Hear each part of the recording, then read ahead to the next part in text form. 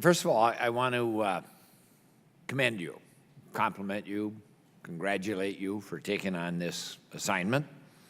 And, you know, looking at your background, it seems as though you have a lot of experience in transporting hazardous materials and compliance with regulations. And so we do have big expectations of you, okay?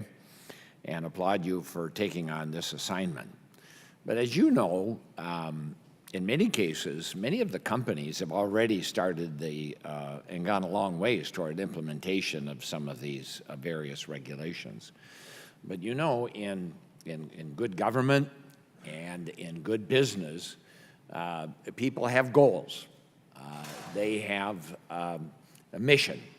They have work plans. They have timelines. And in your case, you got a mandate to get this done. And I want to join my colleagues here, as you'll notice, very nonpartisan, very bipartisan, the concerns that have been expressed, and I share all of them with them. So I would just like to remind you and everybody, and I know you know this, but to not have an estimated timeline. Nobody here expects you to be there on an exact date or a moment in time. But we do expect a work plan, and we do expect a timeline. And you've got the experience to put that all together. We know that. You've done good in the past, and you can do that for us here today. And to do otherwise, you know, it'd be hard to judge it as anything other than irresponsible, a dereliction of duty, worst case, malfeasance. And you do not want that to be your legacy, because you're capable of so much more and so much better. So I just want you to know that we're expecting a lot out of you. And when you come back, we don't want to hear "I don't know" anymore. And I would just have one question.